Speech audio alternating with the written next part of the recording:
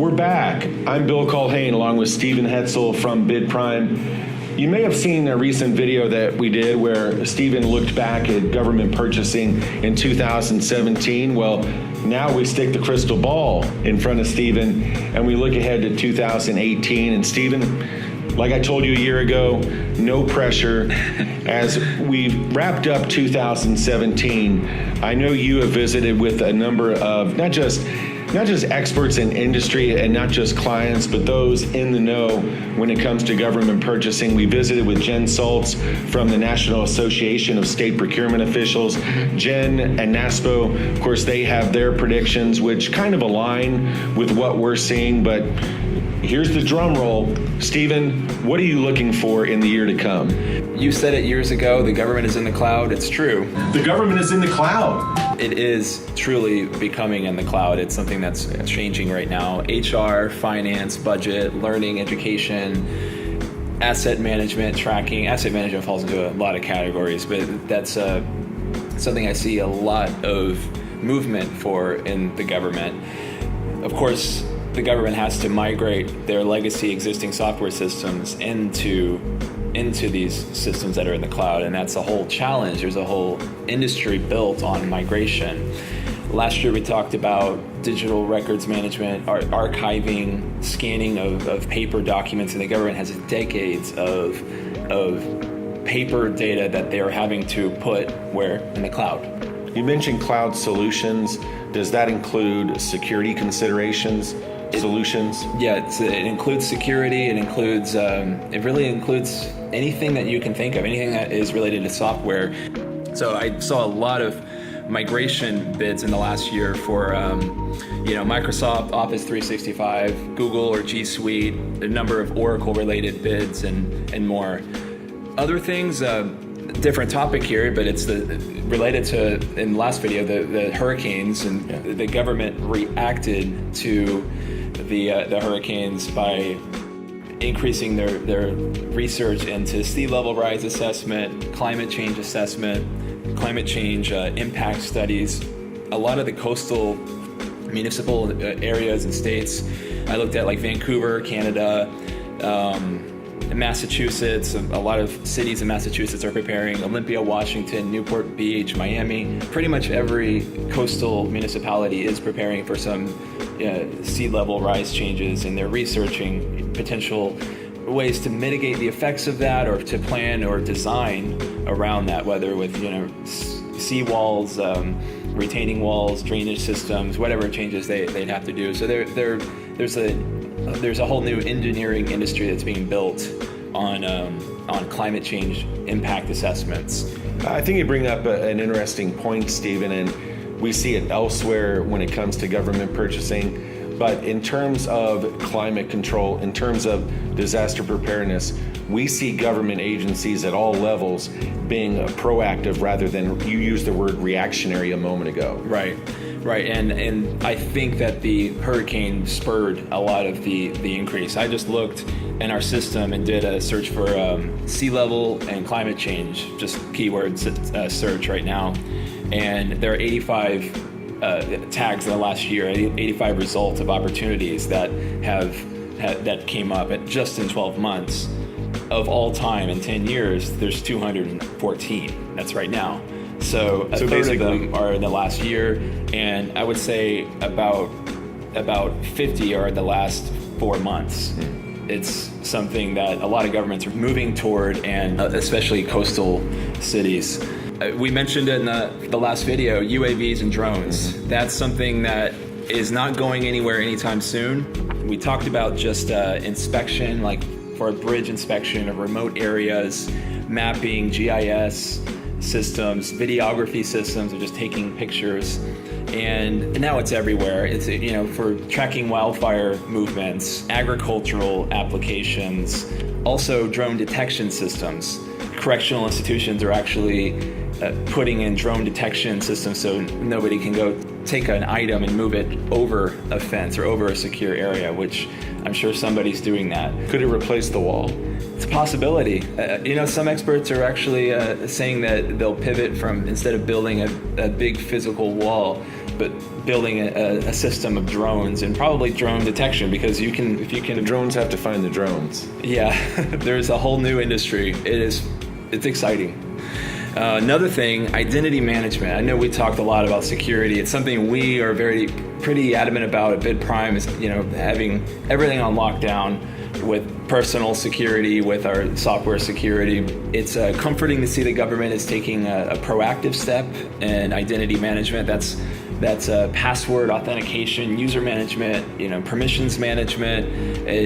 We've seen in the news, ransomware, which is somebody can take data on your computer and put it up for ransom. Hold it hostage. And it's happened with a few government entities. It's happened in some businesses too.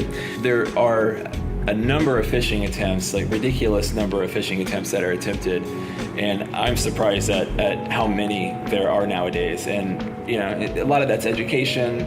We work around it. But if somebody does lapse, if an individual makes a mistake, you have to prepare for that. Cybersecurity is not going away. No, it's not going anywhere, but now these are proactive measures. So it's not just about finding a hole or finding one vulnerability, which is, a lot of what cybersecurity has been. It's trying to punch holes in things. This is actually putting up higher walls and better authenticated walls so that people trying to put data up for ransom can't get in. So that's something that I will keep watching, and I think that's coming a long way, and it's good to see. Another thing, unfortunately, it's a radiation explosive detection. After 9/11, the government put a lot of funds into fixed systems that could detect explosives, that could detect radiological materials, and that technology has come a long way since then. So here we are now with drones and with unmanned systems that we can launch and find and track, explosive devices or explosive materials, scintillation devices. There were a number of requests for fixed security systems, things that can detect radiation, explosives, scintillation devices. I think that the technology has come a long way, and of course, what I'm going to talk about here, drones. Drones have changed the way that a lot of this can be detected and monitored. And also, I saw like a radiation backpack just the other day too. So somebody could theoretically just be walking around New York City carrying this backpack and scanning for triggers. Now, those are people doing it. Drones can do it too. I see a lot of security applications for unmanned aerial vehicles and also drones and autonomous systems that can detect this and detect it mobilely. That's something that I think we're going to see a shift in the next year. I think just because the technology has shifted so much, there will be an increase in the sort of detection and security equipment related to that, unfortunately, but it's something that we've seen. Finally, another industry which I've been monitoring, and I've talked with a few companies who do this, and it's pretty interesting. It's a good thing. It's an educational refresh. And what this is it's coming in to a school district and updating hardware and software. And they're doing it at a discount because it's kind of like the way we buy our phones. We can buy a phone for $1,000 and then we can sell it for $600 and get a new phone. And that's what maybe we just spent $400. That's what a lot of these school districts are doing to try to keep up to date and use better software, better systems for teaching their kids. That's something back in high school, we used systems that were like 7 years old, I remember, in our school district. And I think technology is so important to education. It's just hand in hand now.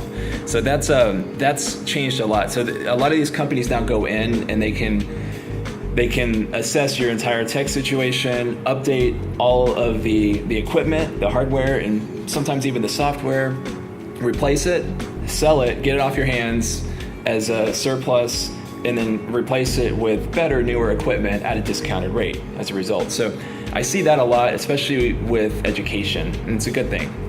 All right, Stephen, I don't want to pull the bait and switch on you here.